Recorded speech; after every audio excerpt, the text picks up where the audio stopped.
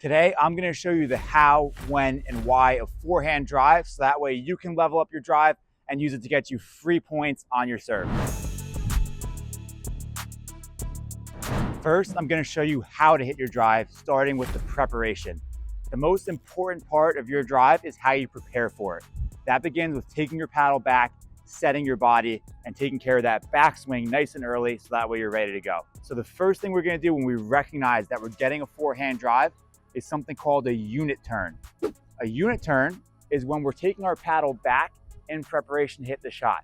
So notice how as soon as I see that ball coming to my forehand, I know it's drivable, I'm turning here with my arms evenly spaced about shoulder width apart, and I'm getting to something that we call our push-up position, where I have my palm out on my left arm and my palm out on my right arm, my paddle arm, even though I'm holding onto the paddle, my palm's facing out.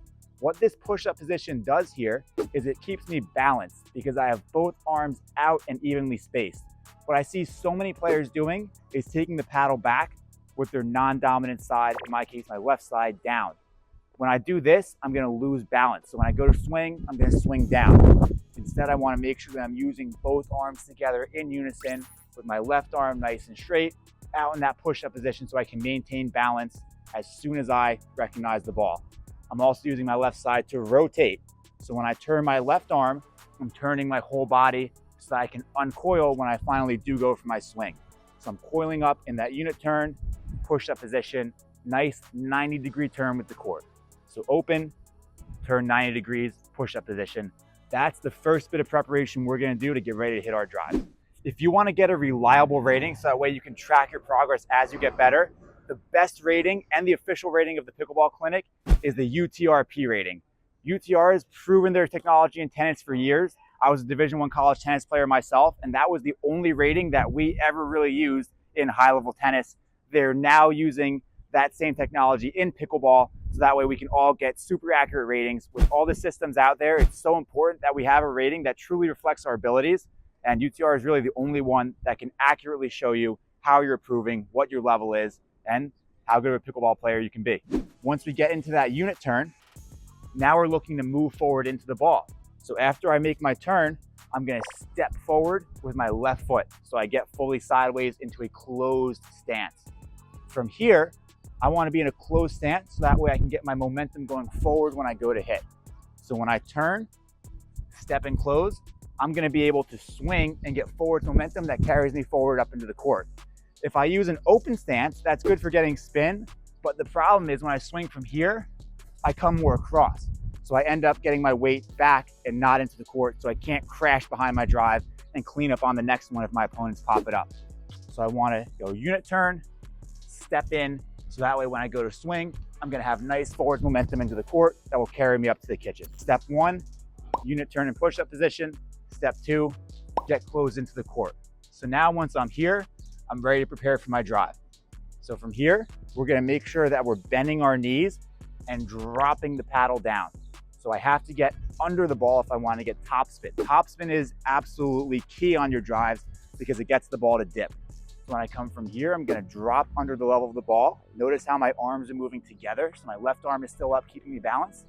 So when I go to swing, I'm gonna come under, make contact out in front of my body.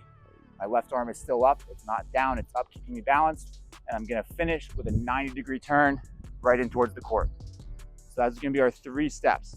We're gonna come unit turn, step in, then we're gonna drop and rotate, again, 90 degrees, while finishing up over our shoulder. Again, we have to drop the paddle and swing up in order to get our topspin, and making contact out in front is absolutely key because that's gonna allow us to get optimal power right here. Another vocabulary tip for you is our strike zone. That's the optimal place to hit our drive. So when I'm hitting the ball, I wanna try to make contact right at my waist level. That's my strike zone. So in order to get the ball in our strike zone, we have to hit it at the peak of the bounce. So when the ball bounces, we're gonna let it rise up to that split-second point before it comes back down. That's where we're gonna hit it. We don't want to hit our drives while they're still coming up. We don't want to hit them while they're coming down. The pickleball is just a wiffle ball, so it doesn't bounce super high. So the peak of the bounce will usually come right up to about our strike zone level. So we're not letting it carry all the way up. For example, in tennis, you're not going to hit it at its peak all the time because the peak of a tennis ball could be all the way over your head. But a pickleball, that's not really going to happen. The peak is usually going to be right around that strike zone level.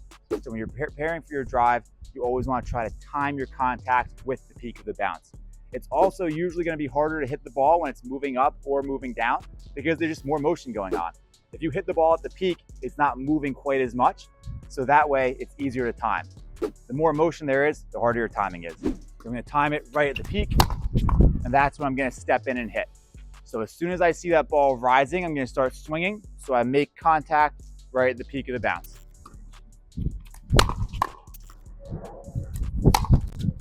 So now that you know how to hit your drive, it's time to go over when to hit your drive. Executing a really good drive has almost entirely to do with when you're hitting it, making sure that you're hitting it at the right time. Because if you try to drive the wrong ball, you're almost guaranteed to miss. But if you drive the right ball, you're going to give yourself a really good shot at scoring a free point because your opponents might miss it altogether. There are two things that we have to pay attention to when we're looking whether or not to drive.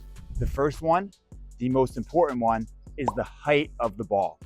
When I'm going for a drive, I have to hit it in my strike zone so I can only drive high returns.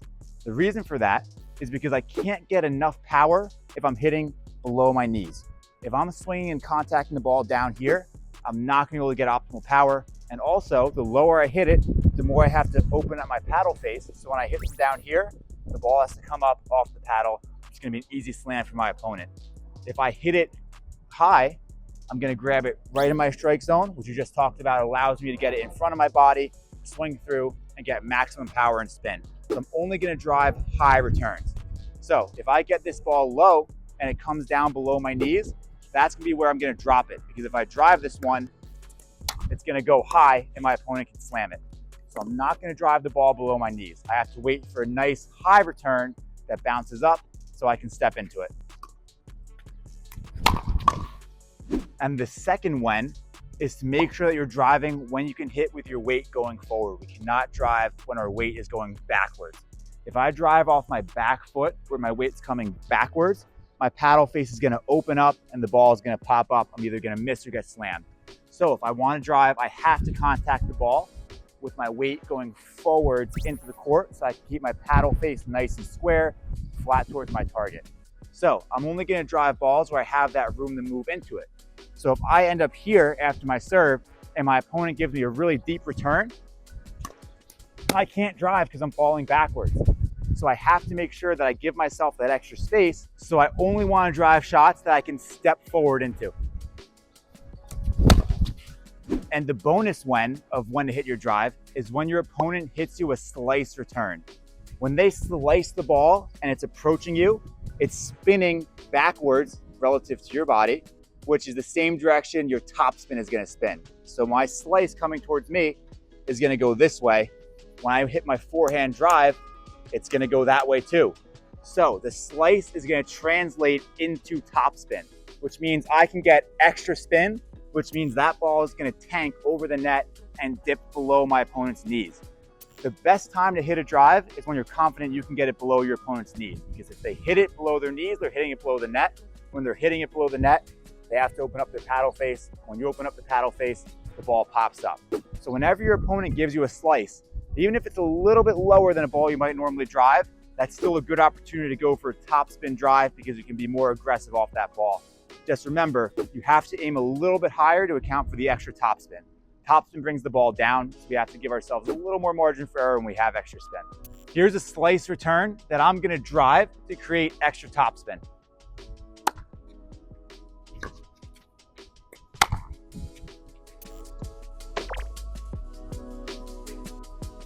So now you know how to drive, you know when to drive. I'm going to show you why do you want to hit a third shot drive. There's two advantages to hitting a third shot drive. The first is it will allow us to go on offense off our serve, so that way we can score a point.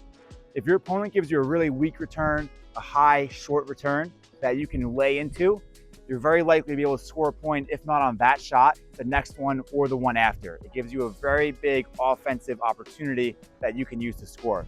But the second is the drive can also be a tool that allows you to get to the kitchen line. When you're serving, your primary goal, number one, should be to get to the kitchen line so you can get to neutral. So even if your drive doesn't win you the point, it's still going to be a tool that you can use to accomplish that primary goal of getting up to the line. If I'm hitting a drive from the back court and I hit it really well, the next one that my opponents return is likely going to be a little bit shorter if they hit it well. It's unlikely that they're going to hit a fourth shot off of my third shot drive that lands deep in the court that makes it difficult for me to hit. So if they return it shorter, even if it's low, that's an easier fifth shot drop opportunity. So I can go for my third shot drive and then fifth shot drop to get me and my partner up to the kitchen. That's the primary goal of the drive, other than just winning the point. At the lower levels, so your beginner and intermediate level players are going to try to win the point off the drive all the time. But advanced players and pros are using the drive as a tool to get to the kitchen, where they go for their third shot drive so they can get an easier fifth shot drop opportunity, get to neutral, and establish themselves at the kitchen line. And remember, normally you're not going to drive 2 shots in a row. Your third shot's going to be the drive, but after that, you're just going to drop until you get to the kitchen. The reason for that is if we're hitting the ball hard from the transition zone, it's very easy for opponents to get it to our feet. And that's a really tough spot to hit from. So the first one from behind the baseline that sits up high and we can step into, that's going to be our drive.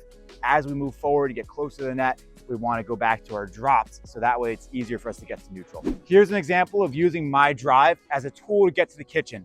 I'm going to serve, drive my third shot, so that way I get a weaker return off the fifth, so that I can use to get up to the kitchen and establish a neutral position.